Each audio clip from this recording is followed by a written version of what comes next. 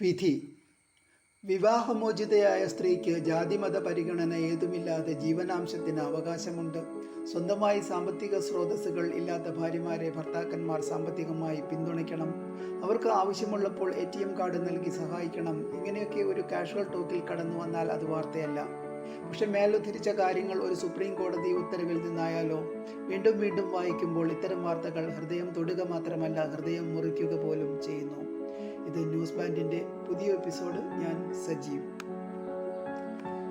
ഇങ്ങനെ പോയാൽ വിശക്കുന്ന കുഞ്ഞിന് അമ്മ മുലപ്പാലും ഭക്ഷണവും നൽകണമെന്നും കുടുംബത്തിലെ രോഗികളെ ചികിത്സിക്കണമെന്നും മരിക്കാൻ തുടങ്ങുന്ന ആൾ വെള്ളം ചോദിച്ചാൽ അടുത്തുള്ളവർ കൊടുക്കണം എന്നുമൊക്കെ റൂളിംഗ് നൽകുന്ന കോടതി ഉത്തരവുകൾ വൈകാതെ കേൾക്കേണ്ടി വരും.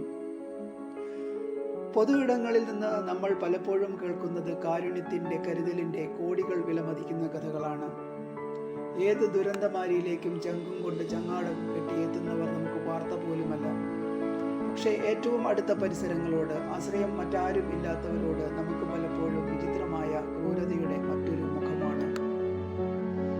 തെരുവിൽ ഉപേക്ഷിക്കപ്പെടുന്ന കുഞ്ഞുങ്ങൾ വീണുപോകുന്ന ദൈന്യതയുടെ കടൽ, മദ്യലഹരിയിൽ അച്ഛൻ പിച്ചി ചീന്തുന്ന കുട്ടികളുടെ നിലവിളി, നവവധുവിൻ്റെ മരണവഴിയാകുന്ന മണിയറകൾ, പൊതുസ്ഥലങ്ങളിൽ വെച്ച് പോലും പുറത്തു ചാടി ചോര ചിന്തുന്ന സ്വകാര്യ പകയുടെ പണങ്ങൾ.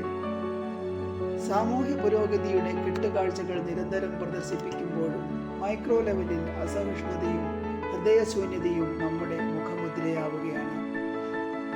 അപരിഷ്കൃതത്വത്തിന്റെ ഒരുപാട് ശേഷിപ്പുകൾ പേറുന്ന സമൂഹത്തെ സാക്ഷി നിർത്തി ഈ വിധിയിലേക്ക് കണ്ണും നട്ടിരിക്കുമ്പോൾ വെറുതെ ഹൃദയം തൊടുകയല്ല, ഹൃദയം പിളർക്കുന്ന ചിന്തകളിലേക്കാണ് വാതിൽ തുറക്കപ്പെടുന്നത്. എല്ലാവർക്കും സാമ്പത്തിക സ്വാതന്ത്ര്യവും ATM കാർഡും ഒക്കെ സ്വന്തമാകുന്ന കാലം വന്നാലും പ്രശ്നം തീരുമോ? പങ്കുവയ്ക്കപ്പെടുന്ന ATM കാർഡ് എന്ന നല്ലൊരു പ്രതീകം ഈ വാർത്തയിലുണ്ട്.